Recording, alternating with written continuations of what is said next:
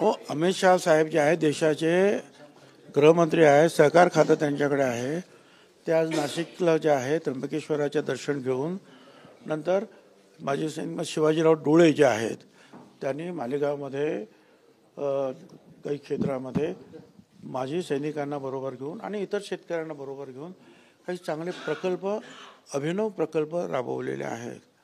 म्हणजे गोपालन हा एक आहे, पण वेगवेगळ्या प्रकारच्या वनस्पतींची शेती आणि त्याच्यातून सुगंधी द्रव्य निर्माण होईल अशा प्रकारची काही वनस्पतीची उत्पत्ती, परत काही त्याच्यातून मग त्या अगदी गाईंचं जे आहे दुधापासून वेगवेगळे काही पदार्थ असतील तर गोबरपासून सुद्धा काही पदार्थ त्यांनी ते तयार केलेले आहेत.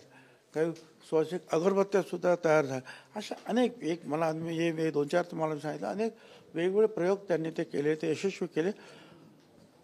आणि त्याची नोंद देशाचे प्रधानमंत्री मोदी साहेबांनी सुद्धा मन की बातमध्ये घेतली आहे.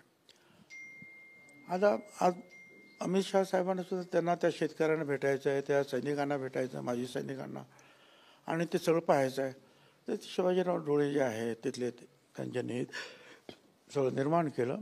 त्याने मला आमंत्रण दिलं की आपण या, म्हणून मी जातोय. बरं, पण योगायोग असा आहे की आपण आणि अमित शहा एकाच व्यासपीठावर असणार आहे. काही चर्चा गेल्या काही दिवसांपासून ज्या काही घडामोडी घडतात त्या संदर्भात आपण करणार आहात?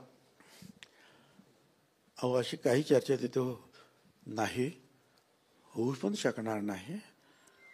काय चर्चेची ठिकाणी वेगळे असतात, ठीक आहे, चर्चेची ठिकाणी असतात, राजकीय चर्चेची ठिकाण नाहीत ती. काल उद्धव ठाकरेंनी जी सभा घेतली त्याच्यात त्यांनी एक वक्तव्य असं केलं की बाळासाहेब ठाकरे यांना अटक करायच्या वेळेस थेट आडवाणी आणि इतर नेत्यांनी केंद्रातून सुरक्षा पुरवली होती. CRPF सुरक्षा जी आहे ती पाठवली होती मुंबईतला कायदा सुव्यवस्थेचा प्रश्न निर्माण होऊ नये यासाठी.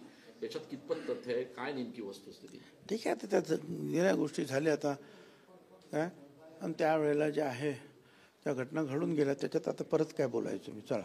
परंतु एक आहे की अडवाणी असतील किंवा वाजपेयी साहेब यांचं जे आहे बाळासाहेबांबरोबर चांगले संबंध होते, एवढं खरं आहे. तर भुजबळ साहेब, आपण अजितदादा यांनी जे अधिवेशन घेतलं होतं त्या अधिवेशनाला आपण गेला, मात्र त्या ठिकाणून आपण लवकर आल्यामुळे परत एकदा चर्चा अशी झाली होती की आपली नाराजी पूर्णपणे दूर झालेली नाही आहे. चला.